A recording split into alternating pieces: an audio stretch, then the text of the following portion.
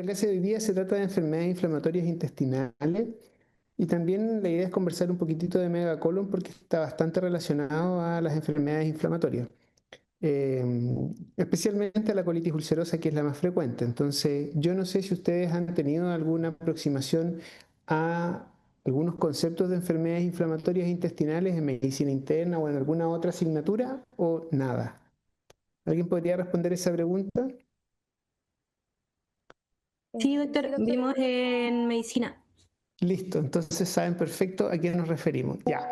Sofía Guzmán, está por ahí, ¿no? Pueden ayudarse con Sí, el internet y todo. Sofía, ya, hablemos un poquito de enfermedades inflamatorias intestinales y qué es lo que cuál es tu concepto de ellas. A ver, más o menos, ¿qué entiendes tú por enfermedades inflamatorias? que No, causen no te pido detalles, algún, sino que líneas generales. que causen alguna respuesta sistémica del organismo gastrointestinal, que creen edema, eritema, eh, eso, alguna ¿Sí? respuesta inflamatoria puede ser también inmunológica. ¿De acuerdo? ¿Tienen un sustrato inmunológico entonces, o no? Por supuesto, son autoinmunes, partiendo de la Ajá. base de que es una enfermedad autoinmune. Y Leonardo Nieto, ¿cuáles son las más frecuentes que tú conoces o que has escuchado?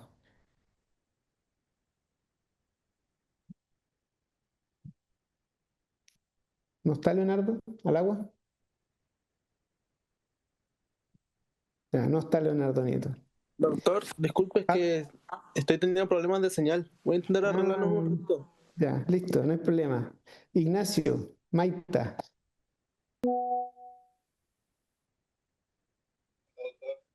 A ver, Ignacio, cuéntame un poquito, ¿qué has escuchado tú?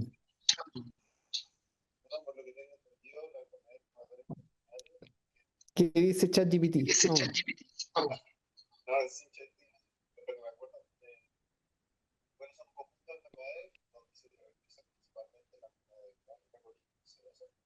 Bueno, las enfermedades inflamatorias intestinales en general son, como su nombre lo dice, son procesos inflamatorios autoinmunes que hasta el día de hoy son bastante idiopáticos, es decir, no se sabe exactamente por qué se producen. Hay varias teorías asociadas, pero lo que genera es una inflamación crónica del tracto gastrointestinal.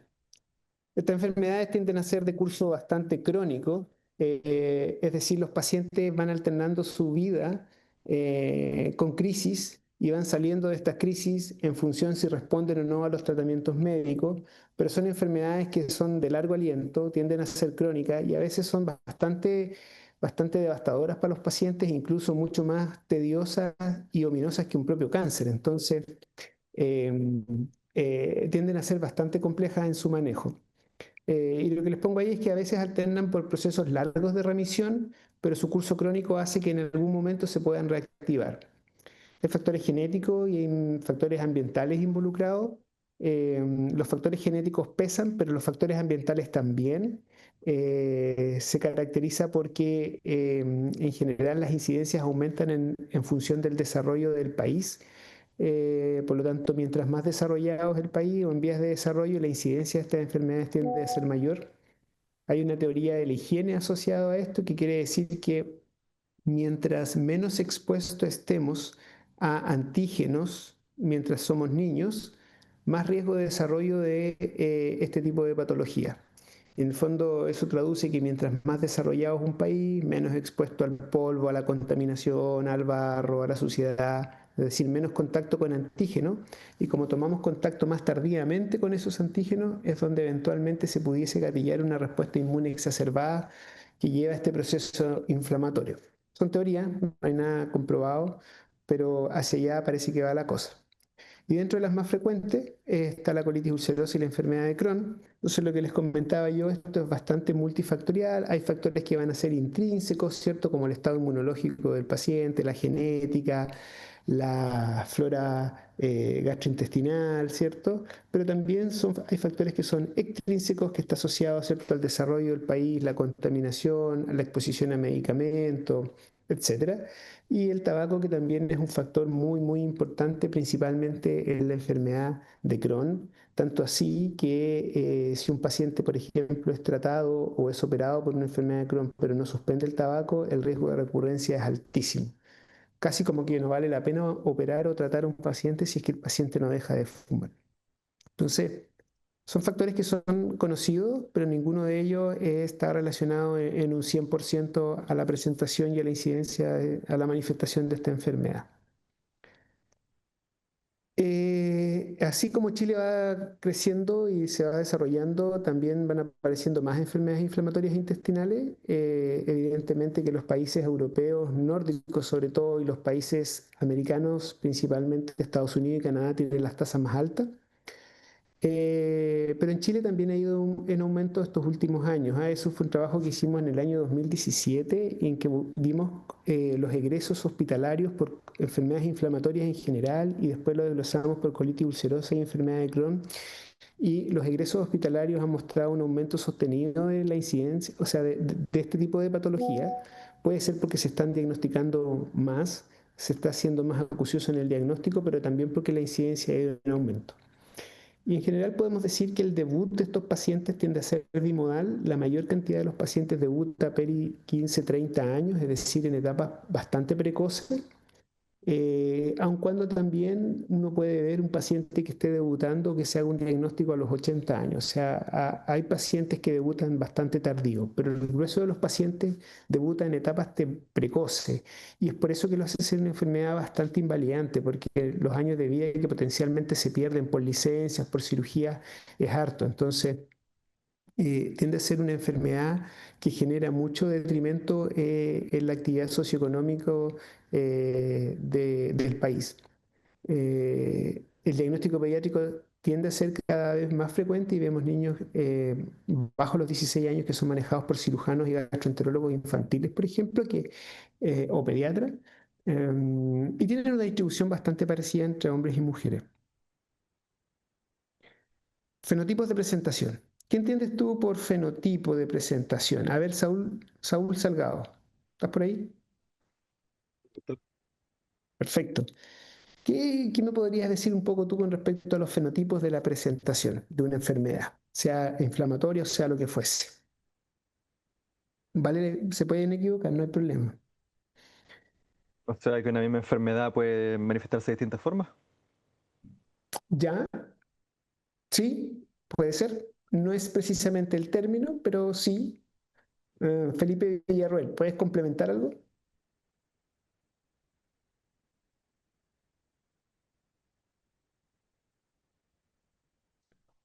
Felipe, ¿estáis por ahí? Ya. Tenemos dos caídos hoy día. Juan Fuentealba,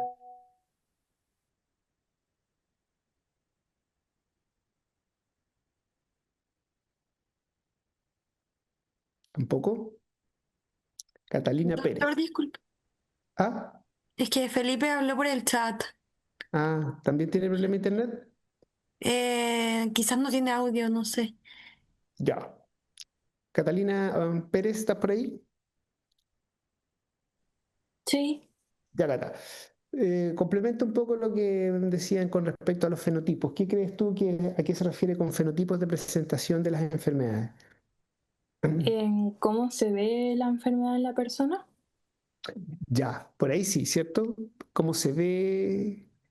Es decir, cómo se expresa en el fondo. Lo que queremos manifestar con eso es cómo una carga genética determinada se expresa fenotípicamente, es decir, las manifestaciones que da la enfermedad clínicas, ¿ya? Porque no se van a expresar de la misma forma en función de la genética que tengan, ¿ya? Y si un paciente tiene enfermedad de Crohn, no necesariamente va a tener el mismo tipo de Crohn, sino que va a ser distinto entre un paciente y otro. Van a haber localizaciones diferentes y van a haber severidades que van a ser distintas. Entonces, eh, cuando uno habla del fenotipo, es decir, cómo se manifiesta o cómo se expresa genéticamente una enfermedad, eh, uno tiene que diferenciar si estamos hablando de una colitis ulcerosa o una enfermedad de Crohn. Para ambas, para todas las enfermedades intestinales inflamatorias, el diagnóstico siempre se basa en cuatro pilares, como una mesa. clínico, es decir, los síntomas y signos que tiene el paciente, los hallazgos endoscópicos, los hallazgos imagenológicos y el resultado de las biopsias. Ninguno tiende a ser 100% patognomónico, por lo tanto, tú no puedes hacer un diagnóstico de una colitis ulcerosa, una enfermedad de Crohn, solo con el resultado de una biopsia, o eventualmente con una imagen, o con la endoscopía, sino que tú haces el diagnóstico con el conjunto de los 4 pilares. Una de las características fenotípicas propias de la colitis ulcerosa es que es una inflamación que tiende a ser continua y que se caracteriza por inflamar desde el recto distal hacia proximal. Tiende a ser así en el 98% de los casos. Es decir, ustedes hacen una colonoscopía y el paciente tiene una inflamación continua que parte en el recto y va ascendiendo y puede llegar incluso hasta el colon derecho. Es decir, puede tener comprometido el recto, eso se llama proctitis, o puede tener inflamado el colon, y eso se llama colitis, y la inflamación del colon puede ser localizada al sigmoide, al izquierdo, o una pancolitis y compromete todo el colon. Ahora, la enfermedad de Crohn es una inflamación mucho más compleja y más grave, por decirlo así, que compromete toda la pared del colon o del recto o del asa de intestino que esté afectada. A diferencia de la colitis ulcerosa que tiende a afectar la mucosa y la submucosa nomás. El Crohn tiende a afectar toda la pared, es transmural. Y otra característica del Crohn es que tiende a ser en general discontinua, es decir, van a haber sectores del recto inflamados o del colon inflamados, pero van a haber áreas sanas también, a diferencia de la colitis ulcerosa, que es una inflamación mucho más continua. ¿Ya? Y el Crohn, desde el punto de vista del fenotipo, se expresa básicamente en 3 fenotipos. Uno, que sea inflamatorio, es decir, el paciente tiene actividad de la mucosa con mucha inflamación, ¿ya? Pero no tiene nada más. Un fenotipo estenosante, es decir, hace áreas de estenosis, literalmente se cierra el lumen del intestino delgado o del colon, ¿cierto? Que puede llegar incluso a una obstrucción intestinal, o fistulizante. Como es una enfermedad transmural, se pueden formar fístulas entre el asa afectada y la piel, entre el asa afectada y la vejiga, entre 2 asas intestinales, por ejemplo, o la variedad que tiende a ser más compleja de tratar es la enfermedad de Crohn perianal, que se caracteriza por múltiples abscesos y fístulas perianales, y esa es una variedad fistulizante. ¿Sí?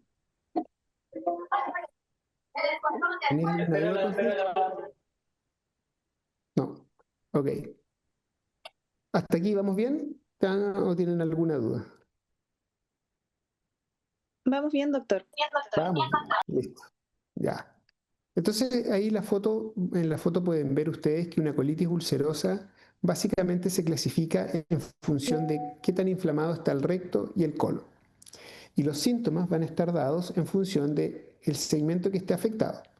Porque si la colitis ulcerosa compromete solo el recto, el paciente va a tener bastante tenesmo, urgencia, puede que tenga un poco de incontinencia fecal, bastante mucosidad. Pero a medida que se va comprometiendo el colon, va apareciendo la diarrea y la diarrea con sangre como elemento característico. Es decir, el paciente tiene múltiples episodios de diarrea al día con sangre, generalmente, y mucha mucosidad. Y si el paciente ya tiene una pancolitis, normalmente estos pacientes tienden a comprometerse más en el estado general, hay pérdida de peso, el paciente se anemiza, importante porque va perdiendo sangre todos los días, el paciente tiene dolor abdominal, entonces el compromiso en el fondo más extenso del colon se traduce también en un compromiso sistémico más importante del paciente. En cambio, la enfermedad de Crohn, como les comentaba, tiende a ser una enfermedad que va desde la boca hasta el ano y puede afectar cualquier parte del tracto digestivo. Tiende a ser más frecuente en la región iliocecal, afectando los últimos centímetros del ilio terminal, la válvula iliocecal, el colon proximal. Ese tiende a ser la localización más frecuente. Pero también hay un Crohn que se localiza solo en el colon, o hay Crohn que compromete solo el intestino delgado, hay Crohn que compromete el estómago y el duodeno o el yeyuno, hay Crohn que se localiza solo en el recto y en el ano y en la zona perianal, y también está la mezcla de todos ellos. Hay muchas clasificaciones, no me interesa que se aprendan ninguna, no les voy a preguntar por ninguna clasificación, pero sí me interesa que entiendan el concepto de la ubicuidad, en el sentido de que el Crohn puede afectar de la boca al ano y la colitis ulcerosa tiende a afectar el recto y colon, ¿ya? Son entidades completamente distintas.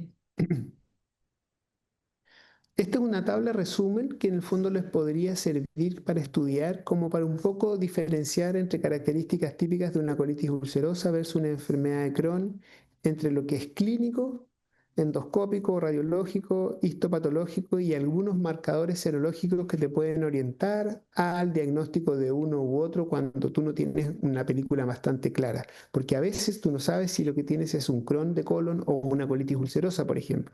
Pasa que a veces tienes esta mezcla o duplicidad o alternativas en el fondo porque ninguno de los elementos es patognomónico de uno u otro. Entonces, ahí hay algunos marcadores serológicos que te pueden ayudar un poquitito.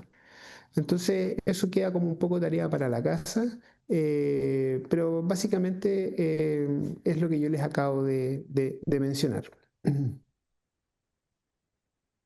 Y lo otro que caracteriza a las enfermedades a las enfermedades inflamatorias e intestinales, como son enfermedades inmunológicamente mediadas, autoinmunes, que también pueden tener manifestaciones extraintestinales, no necesariamente afectar solo al tracto digestivo. También hay algunas que son más asociadas a una enfermedad inflamatoria que otra. Por ejemplo, la colitis ulcerosa tiende a ser más frecuente, ¿cierto? Si afecta a las vías biliares a una colangitis esclerosante primaria, no tanto así el Crohn. Y viceversa, el Crohn va a tener algunas enfermedades o manifestaciones extraintestinales que van a ser un poquito más frecuentes en Crohn que en colitis ulcerosa. Tampoco me interesa que sepan cuál afecta a cuál, pero sí que sepan que hay manifestaciones musculoesqueléticas como artritis, por ejemplo, sacroileitis, espondilitis, que se asocia mucho a enfermedad inflamatoria. Hay eritema nodoso, pioderma gangrenoso, que se asocia, por ejemplo, a enfermedades inflamatorias, aftas orales, especialmente en Crohn, por ejemplo.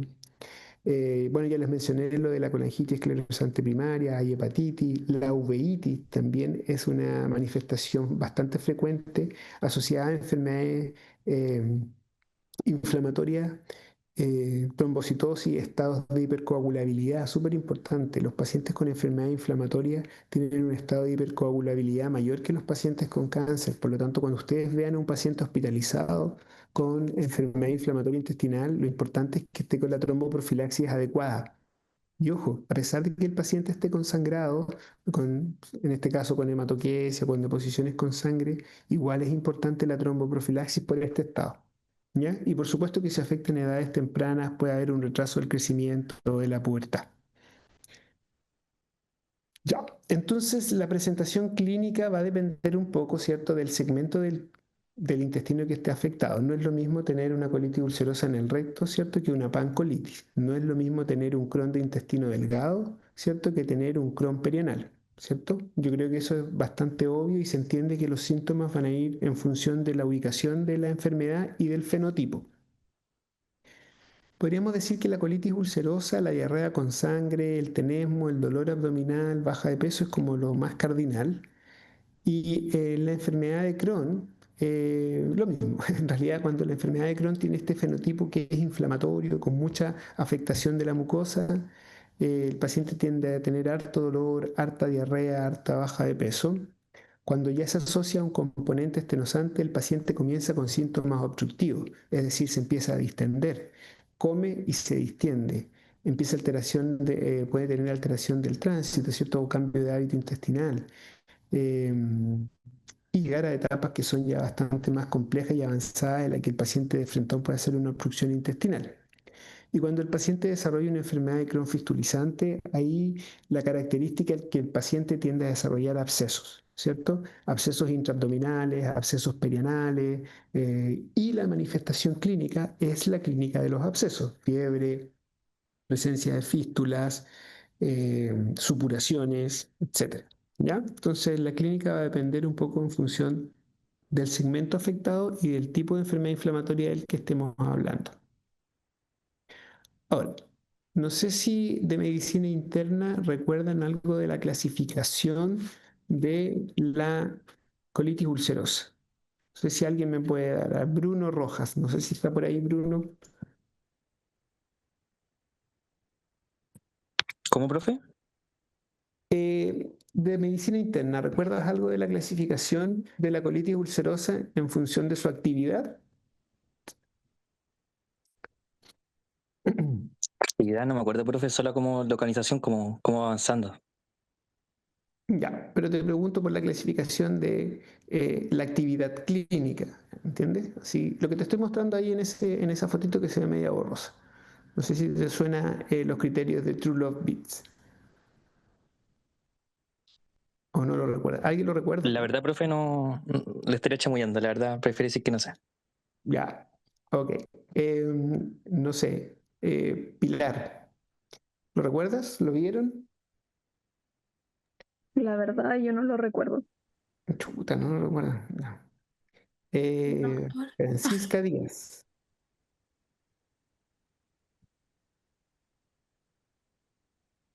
Hola, Doctor. doctor. ¿Cómo está? Sí. Bien, gracias. Ya, Yo ¿recuerdas? recuerdo, o sea, que no lo, es que esto creo que no lo pasamos como medicina interna. ¿Es útil o Vimos inútil? esas clasificaciones. Ya. Bueno, esta es la clasificación independiente del nombre que tenga. Es bastante antigua, ¿ah? Y básicamente nos permite tener una idea bastante rápida de cómo está ese paciente y qué es lo que hay que hacer con ese paciente. Porque un paciente puede estar en remisión, es decir, sin ningún tipo de actividad clínica, asintomático el paciente. Y eventualmente ese paciente no tiene ningún criterio de hospitalización, ni de cambio en la terapia que esté utilizando, ni tampoco en la utilización de corticoides, por ejemplo, ni nada de eso. Pero si eventualmente van apareciendo signos clínicos o actividad de la enfermedad, es importante más o menos hacerse una idea de qué tan comprometido puede estar, porque eso va a depender si ustedes, por ejemplo, están en atención primaria y envían al paciente a la urgencia para que se hospitalice o no, o le parten algún tipo de corticoide, o se contactan con un gastroenterólogo, por ejemplo, o frentón con un cirujano. Entonces es importante que ustedes lo tengan claro. La clasificación va a depender, como ustedes pueden ver ahí, en una leve, moderada o severa. No me interesa que se la sepan de memoria, pero sí que entiendan el concepto que mientras menos deposiciones tiene el paciente, mientras menos CIRS, o sea, mientras no tenga un CIRS florido, eh, uno podría decir que el paciente es susceptible de un manejo médico en forma ambulatoria, derivarlo a gastroenterología o a donde sea, pero en forma ambulatoria. Pero si el paciente está con una crisis severa, más de 6 deposiciones al día, está taquicárdico, está febril, está con anemia, entonces eventualmente un paciente que ustedes no lo van a ver bien, ese paciente evidentemente que lo tienen que enviar al servicio de urgencia porque va a requerir una evaluación rápida por algún internista o por algún cirujano incluso. Entonces es importante que se hagan una idea, al menos mental, de esto, que sepan que existe, porque a la hora de que tomen la decisión va a importar. Y pasa lo mismo con el Crohn, ¿ya? Hay muchos tipos de clasificaciones, las pueden buscar ustedes, pero a lo que me interesa es lo mismo, que si ustedes saben que el paciente tiene Crohn, se hagan rápidamente una idea en función de cómo lo están viendo. Para eso utilicen básicamente la condición del estado general, ¿cierto? La hidratación, la cantidad de posiciones y si tiene criterios de CIRS o no, ¿ya? Porque eso va a depender la decisión que ustedes establecen. Ahora, con respecto a las complicaciones, en general todo paciente con una enfermedad inflamatoria puede alternar con crisis que sean moderadas o severas.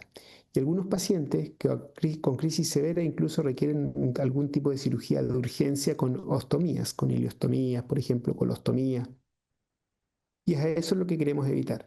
Pueden tener hemorragias masivas, sí, pueden hacer abscesos intraabdominales, sí, especialmente los pacientes con Crohn, pueden hacer estenosis y obstrucción intestinal, sí, especialmente los pacientes con Crohn, y pueden evolucionar hacia un megacolon tóxico de perforación también.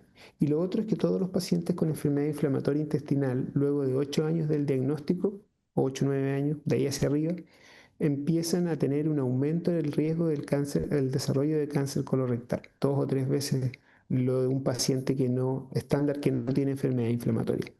Por lo tanto, si ustedes ven un paciente que ya lleva 10 años de colitis ulcerosa y no se ha hecho estudios endoscópicos, deberían derivarlo, ¿cierto?, para estudios endoscópicos para que se descarte la presencia de displasia o cáncer de frentón en el colon.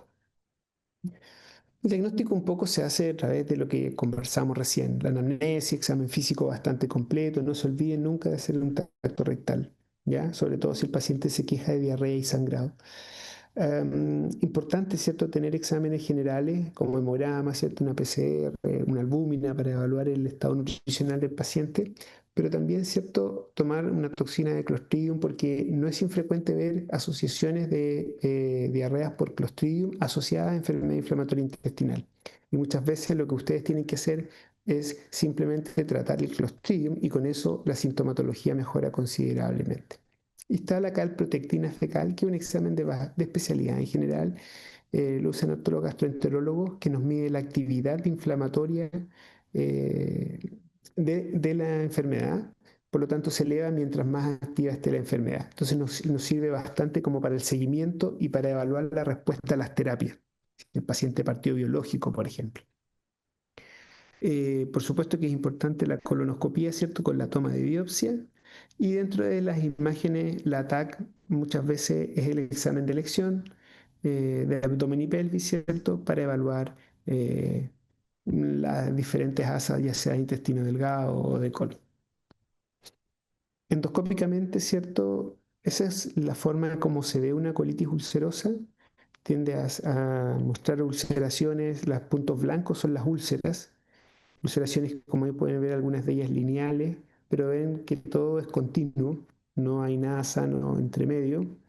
Eh, el colon tiende a tubulizarse, es decir, transformarse como en un tubo, pierde las austras. El colon tiende a ser un poco más canceroso, por decirlo así, se ve como si fuese más un cáncer, más que una... Muchas veces uno se confunde, ¿cierto? En la foto de arriba a la izquierda pueden ver una zona bien, bien inflamada y un poquito más allá el lumen que se ve más o menos sano. El Crohn luce bastante, bastante feo. Y en la zona perianal, ¿cierto? Eso es como se ve más o menos, puede manifestarse con fístulas, abscesos, fisuras en zonas patológicas. Normalmente las fisuras perianales, no sé si recuerdan, tuvieron la clase, tienden a estar ubicadas en la línea media anterior a la hora 12 o en la línea media posterior en la hora 6. Cualquier fisura que esté lateral, especialmente si son múltiples, es sospechosa de algo más. Puede ser Crohn, puede ser TBC, puede ser alguna enfermedad tipo ITS. Sospéchenlo cuando vean fisuras en ubicaciones no características. El tratamiento médico tampoco me interesa que ustedes lo manejen hacia el detalle, pero básicamente el tratamiento parte en la colitis ulcerosa con los 5 ASA, como los mesalazina, 5 aminosalicilatos, que son antiinflamatorios intestinales, descubiertos ya hace muchos años. En general son orales y se indican en las colitis ulcerosas leves a moderadas, no en el Crohn porque no tienen mucha efectividad en Crohn. Los corticoides se utilizan bastante, sobre todo, ¿cierto?, para tratar los brotes o las crisis. Con el corticoide lo que tú buscas es frenar la actividad de la enfermedad para llevar al paciente a un estado de remisión rápidamente y control de crisis. Tú no usas corticoides en forma persistente. Cuando tú tienes un paciente que no se puede desprender de los corticoides, necesariamente tienes que plantear una cirugía, porque los corticoides a largo plazo pueden generar muchos problemas desde el punto de vista de salud, por lo tanto, tú no puedes permitir que un paciente esté meses y meses con corticoides, solo para el tratamiento de las crisis. Los inmunomoduladores tipo azatioprina o mercaptopurina se utilizan como mantenimiento. Estos sí se usan como mantenimiento, no los corticoides. Y los que juegan un rol protagónico actualmente son los biológicos, ¿cierto? Que han logrado eh, cambiar un poco el curso de esta enfermedad. Hoy en día hay no cientos, pero decenas de biológicos que se están probando. Hay algunos que ya tienen eficacia demostrada, como infliximab, adalimumab, vedolizumab, ustekinumab, etcétera, etcétera. y son una muy buena alternativa. Lamentablemente no todos están disponibles en el servicio público, cuesta algo, hay que llevarlos a través de la ley Ricarte Soto. No sé si está Javiera por ahí.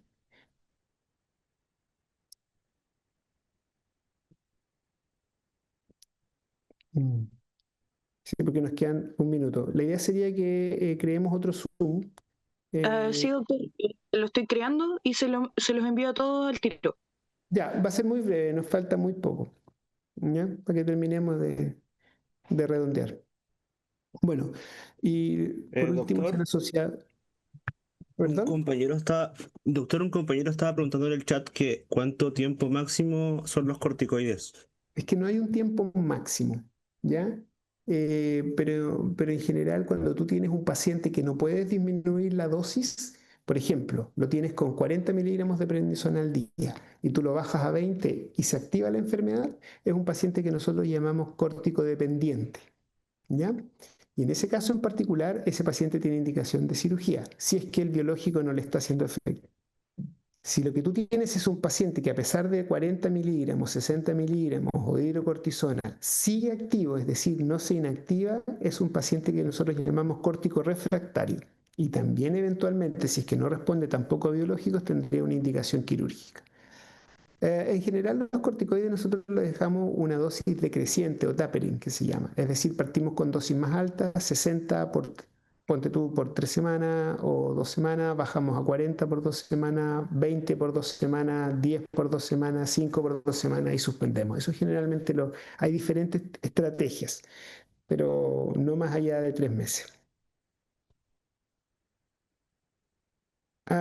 Esto no lo voy a... Está en la presentación, se lo comparto. Y ahora viene muy breve, ¿cierto? Lo del tratamiento quirúrgico, se va a acabar esta cosa. El tratamiento quirúrgico de la colitis ulcerosa es una, es confeccionar simplemente una ileostomía, es decir, le sacaste el colon, el recto y le haces una ileostomía al paciente para siempre. O con el intestino delgado, confeccionas un reservorio ileal y ese reservorio se lo anastomosas a la zona del ano. Normalmente uno le deja 2 centímetros de recto, entonces tú le conectas ese reservorio que hiciste al recto bajo, al ano, para que el paciente tenga un tránsito, sin ostomía. Ahora, la función de eso no es como si tuviese un recto y colon. Evidentemente, el paciente tiene 8 deposiciones al día, pero si es que el paciente tiene un buen esfínter, logra tener buena continencia y logra tener buena calidad de vida en general. Y es una alternativa a las ostomías. ¿Cuándo se indica una cirugía en colitis ulcerosa? Básicamente cuando el paciente falla el tratamiento médico, es decir, los biológicos, por ejemplo, no hacen que la enfermedad se inactive, o el paciente está corticodependiente, como les acabo de mencionar, o el paciente desarrolla alguna complicación de la colitis ulcerosa, o eventualmente el paciente desarrolla cáncer o displasia, uno le indica la cirugía.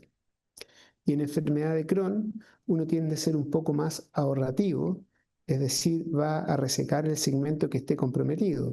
Si tiene afección de la zona iliocecal, uno reseca la zona iliocecal, porque sabe que estos pacientes tienen alto riesgo de recurrencia de la enfermedad en otra parte y va a requerir nueva cirugía. Por lo tanto, hay que tratar de ahorrar la mayor cantidad de intestino posible. Entonces, ojalá tratar de hacer resecciones que sean más segmentarias, salvo que la enfermedad de Crohn comprometa, por ejemplo, todo el colon y todo el recto, donde eventualmente hay que sacarle el colon y el recto y hacerle una ileostomía al paciente. O sea, eso es así, pero en lo posible, tratar de no sacar lo que no es necesario. Cuando la enfermedad de Crohn afecta al intestino delgado y se generan estrechez o estenosis, lo que uno puede hacer es una estricturoplastía, que vamos a ver al tiro la foto de qué se trata. Si hay abscesos hay que drenarlos. Y básicamente uno trata y opera la enfermedad de Crohn cuando la enfermedad de Crohn desarrolla complicaciones, como las estenosis, las fístulas o las perforaciones. ¿Ya? Uno es mucho más reactivo en la enfermedad de Crohn que la colitis ulcerosa, donde uno es más proactivo en términos quirúrgicos. Uno en la enfermedad de Crohn no cura al paciente con la cirugía, porque muy probablemente va a volver en otra parte. Por lo tanto, uno tiene que ser ahorrativo, tiene que tratar de controlar los síntomas que tiene el paciente y tiene que no hacer daño y mantener ojalá la función y la calidad de vida lo mejor que se pueda.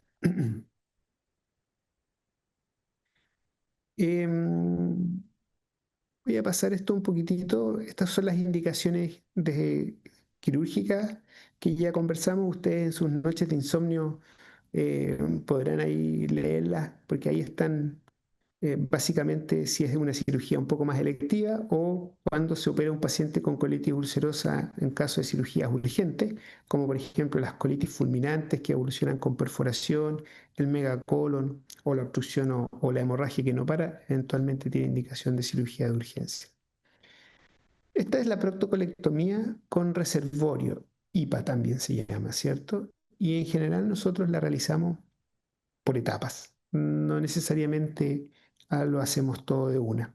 Hay diferentes formas de hacerlo. Un paciente que está muy comprometido y que tiene un colon muy dañado, por ejemplo, y que está con altas dosis de corticoide y que está desnutrido, uno aborda esto tratando y sacando todo el colon primero y haciéndole una ileostomía.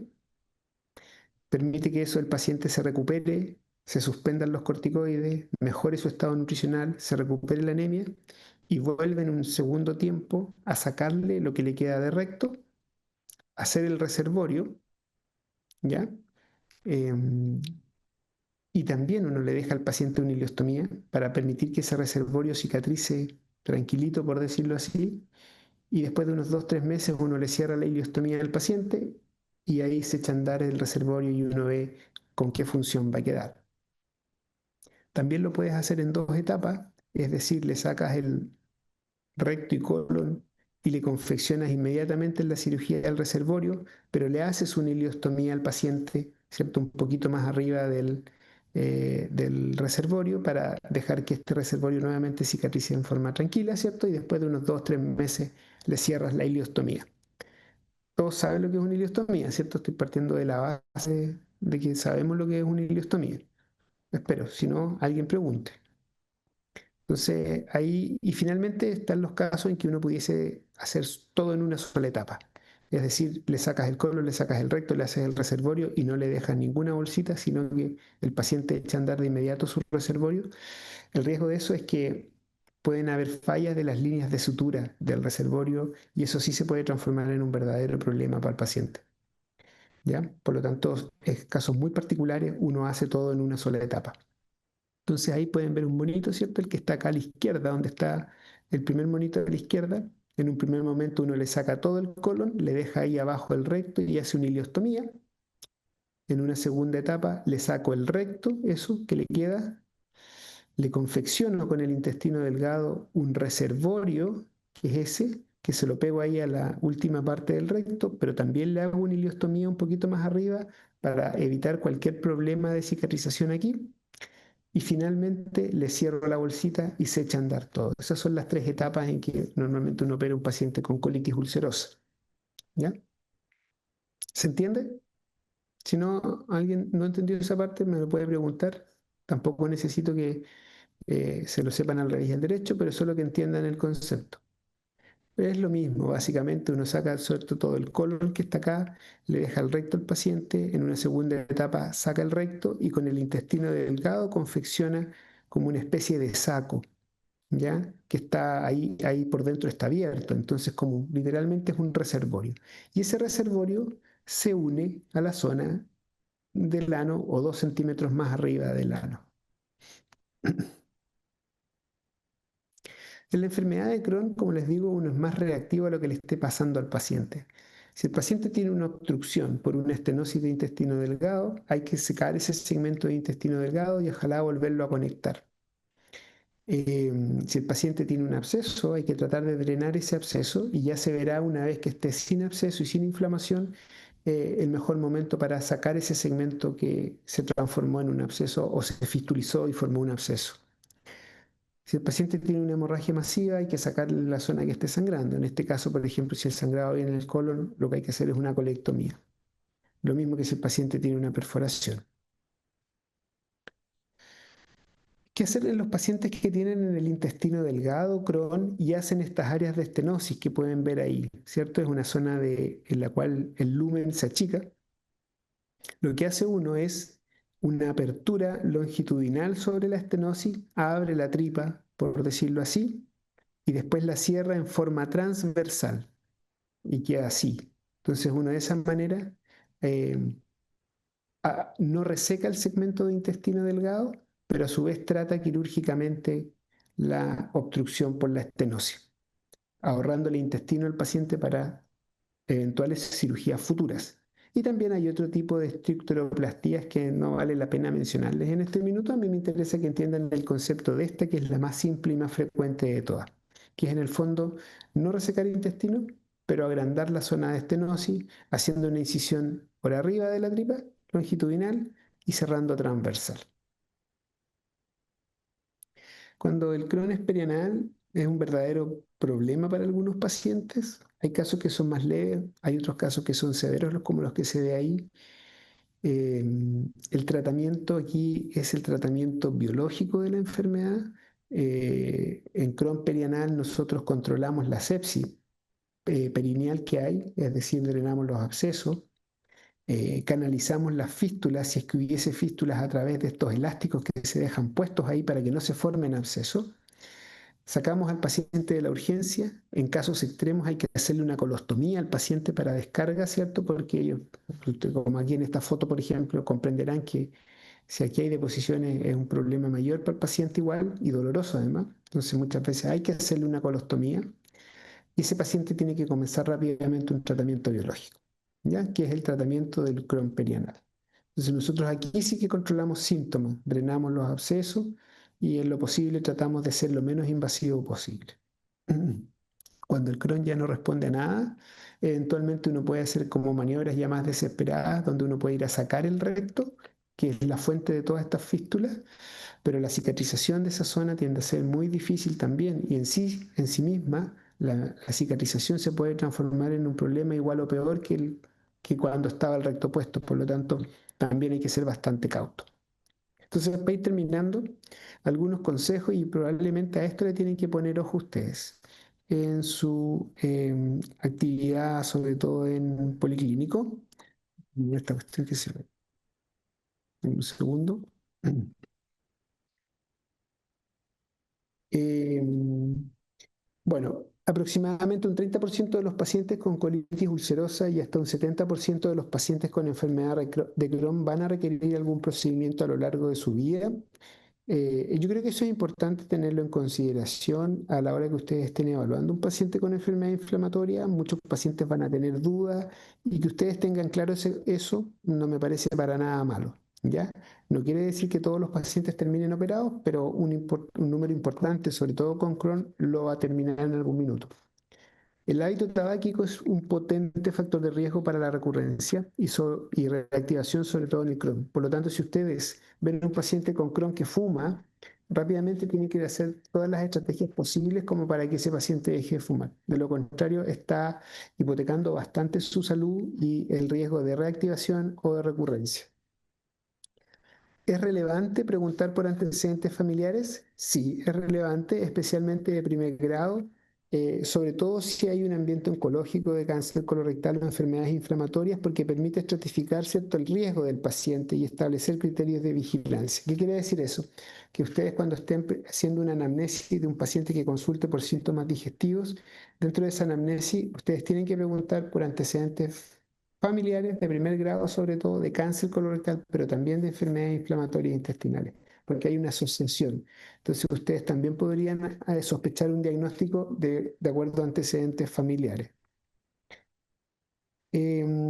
Aquellos pacientes que tengan más de 8 años de diagnóstico, sobre todo si fueron diagnosticados en edades precoces, 16 años, 20 años, por ejemplo, de edad, y han mantenido una actividad inflamatoria a lo largo del tiempo, ustedes deben derivarlos para búsqueda de displasia y cáncer, ¿ya? Estos pacientes ojalá deberían ser sometidos a una colonoscopia máximo cada 2 años, idealmente cada 1 año.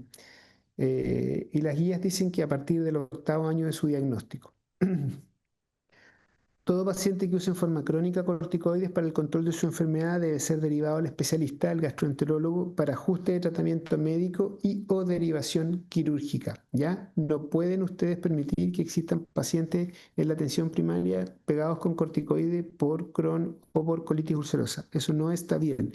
Deben ser evaluados en la especialidad que corresponda. Todo paciente en tratamiento biológico o inmunosupresor está en riesgo de infecciones oportunistas. Por lo tanto, tienen que estar muy atentos. Un paciente, ya sea en biológico por artritis reumatoide, por alguna patología neurológica o eventualmente por algún tipo de enfermedad inflamatoria, etcétera, potencialmente tienen riesgo de enfermedades oportunistas, fúngicas o bacterianas. Entonces, tienen que estar bastante atentos y poder pesquisarlas a tiempo. Todo paciente en que usted sospeche que está con una crisis que no está bien controlada, que sea moderada o grave de acuerdo a su criterio, lo conversamos recién, tienen que derivar al paciente al servicio de urgencia, ¿ya? O llamar al gastroenterólogo, al proctólogo amigo y decir, ¿sabes qué? Tengo este paciente, ¿qué hago? Porque estos pacientes están en riesgo de realizar complicaciones severas, graves, ¿cierto? Como hemorragias, perforaciones o megacolon tóxico. Muchas de ellas requieren cirugía de urgencia. ¿Qué pasa con las mujeres? La cirugía pélvica es un muy mal aliado de la fertilidad en la mujer. También en el hombre, pero es mucho más importante la cirugía pélvica en la mujer porque altera la fisiología y se generan adherencias que hacen que la concepción sea más difícil. Pero es factible, ¿ya? La concepción y el parto es factible, si bien en algunos pacientes puede ser difícil debido al tratamiento médico o procedimientos quirúrgicos pélvicos, la preservación, por ejemplo, ovárica u otras estrategias son una alternativa, ¿ya? Entonces hay alternativas como para conservar la fertilidad. También, por ejemplo, si un paciente tenemos que sacarle el colon y el recto, lo que podríamos hacer es partir sacándole el colon, dejamos el recto para el futuro. La mujer se embaraza, tiene su guagua y después uno vuelve por el recto y así evita la cirugía pélvica y facilita la concepción. Es decir, se puede. Consejos para el paciente que está hospitalizado. Eh, Todo paciente que tenga crisis grave o moderado debería ser evaluado por gastroenterólogo y el equipo de coloproctología debe estar ahí, ojo al charqui, ¿cierto? Porque eventualmente ese paciente va a necesitar cirugía, ¿ya?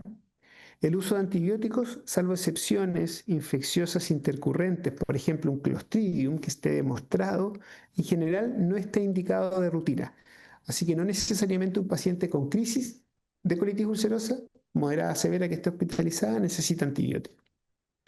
Los pacientes con enfermedades inflamatorias tienen alto riesgo de enfermedad tromboembólica, lo conversamos. Por lo tanto, ojo ahí, cuando sean internos, tienen que estar con su tromboprofilaxis, ya sea física, con las medias, o la quimioprofilaxis, enoxa o heparina sódica, lo que ustedes quieran. Descartar siempre la infección por Clostridium difficile, ¿ya? Y ante su presencia se debe tratar. Y otra infección oportunista que hay que descartar es citomegalovirus, que también está asociada a reactivación. Por lo tanto, los dos hay que diagnosticarlas, ojalá descartarlas y si están presentes, tratarlas. Ahora, el megacolon tóxico es importante la evaluación clínica periódica y laboratorio, ¿cierto? Para la pesquisa de anemia y actividad inflamatoria. Todo paciente que está con una crisis grave puede llegar a un estado de inflamación colónico tal que se genere una dilatación del colon y una perforación del colon. Eso básicamente es el megacolon tóxico. Tiene alta mortalidad. Comprenderán que si un paciente ya está séptico o está muy inflamado por su colitis ulcerosa, si a eso le sumas la peritonitis por la perforación colónica, es un paciente que tiene alta mortalidad. Por lo tanto, es algo que no se nos puede pasar. Entonces, un paciente que está hospitalizado por una crisis de colitis ulcerosa debería tener exámenes imagenológicos si no están dando bien, ya sea, por ejemplo, una radiografía de abdomen, ¿cierto? Que nos permita medir el transverso, el cual debería ser menor de 7 centímetros o el ciego menor de 10, aunque también ustedes pueden utilizar tomogramas, ¿ah? Que son tomografías sin contraste, solo para ver que no tenga neumoperitoneo o que no tenga dilatación excesiva del ciego del transverso. Todo paciente hospitalizado con crisis debería ser sometido a una sigmoidoscopía al menos, ¿cierto? Para ir a evaluar la mucosa rectal y la mucosa del sigmoide, así tú puedes evaluar la severidad de la crisis, porque vas a ver la mucosa muy, muy inflamada. Puedes tomar biopsias para descartar coinfección por citomegalovirus, porque en dicho caso es necesario el tratamiento. Tú tienes que evaluar periódicamente, es decir, diariamente al paciente cómo está respondiendo. Cuando un paciente está con crisis, normalmente los gastroenterólogos le inician corticoides a dosis de hidrocortisona 100 cada 8. Ese paciente en 72 horas debería responder, debería sentirse mejor, debería tener un poco menos de deposiciones sanguinolentas. Si ese paciente al cabo de 72 horas va empeorando, poco probable que responda a los corticoides y lo más probable es que termine operado. Ahora, también hay instancias en que tú puedes usar biológicos en dosis de inducción de remisión. Y en ese caso podrías aplicarle de inmediato al paciente infliximab, lo que en los servicios públicos a veces no es tan fácil porque no está tan disponible como en los sistemas privados. En casos seleccionados se puede intentar una inducción, bueno, lo acabo de decir, con tratamiento biológico, pero este no debe ser una causa de diferir innecesariamente, ¿cierto?, una cirugía. Muy importante el estudio nutricional. Pacientes que llegan a operarse muy desnutridos tienen peores resultados, por lo tanto hay que preocuparse del estado nutricional de los pacientes. Hay que tener una evaluación nutricional por nutriólogo o nutricionista y si es necesario se debe apoyar enteral o parenteral. ¿Ya? Debe haber un apoyo nutricional si el paciente lo necesita. Ya pues, son casi las 8, así que fue una hora de cháchara. No sé, ¿tienen alguna duda?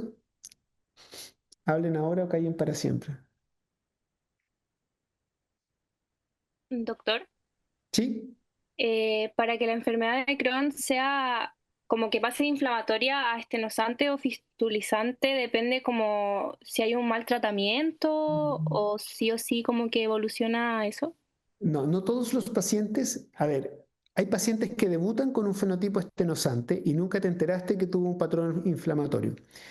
Hay pacientes que debutan con una enfermedad perianal fistulizante, aun cuando tiende a ser más frecuente que el paciente parta con un fenotipo inflamatorio y va perdiendo o va evolucionando hacia un fenotipo estenosante o fistulizante. Hay una evolución, ¿ya? Pero lo que te quiero decir es que no todos los pacientes que parten con un fenotipo inflamatorio terminan necesariamente en un fistulizante, sino que es un porcentaje de ellos que ronda como la mitad. Más o menos la mitad de los que parten como inflamatorio termina en estenosante o fistulizante. El otro porcentaje se mantiene como inflamatorio, pero no tiene que ver necesariamente con que estuvo maltratado, sino que tiene que ver con la biología de la enfermedad, netamente. Gracias. ¿Alguien más? ¿Alguna pregunta?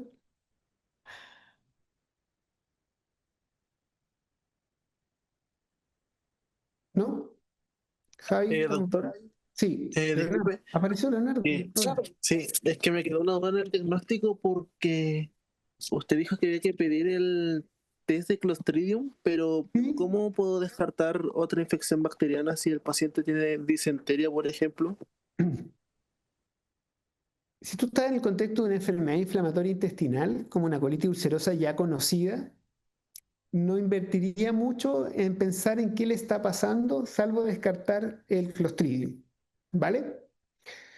Si tú no tienes una enfermedad inflamatoria intestinal diagnosticada y quieres estudiar una disentería, ahí sí, eventualmente valdría la pena ir un poquito más allá. ¿Qué alternativas tienes tú? En la práctica tienes la toxina, tienes un coprocultivo, un coproparasitológico, y si te quieres poner un poquito más exquisito, puedes pedir una PCR para enteropatógeno múltiple, ¿cierto? Estos film array, que básicamente es un estudio de la diarrea. El paciente tiene que tener diarrea.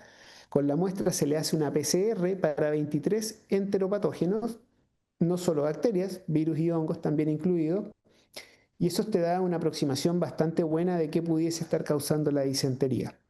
Aplicarle film array a todos los pacientes con colitis ulcerosa que tienen activación de la enfermedad es perder un poco la plata, porque por lejos lo que está pasando es que el paciente tiene actividad inflamatoria o por su enfermedad o por Clostridium o por citomegalovirus. pero no por otro. O sea, es raro que sea una shigelosis, por ejemplo, en el contexto de colitis ulcerosa activa. Es raro que tengas una, no sé, una entamoeba histolítica y que te esté provocando una, ¿me entiendes?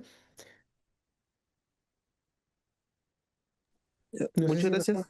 tu pregunta. Sí, sí, entendí. Vale. ¿Alguien más?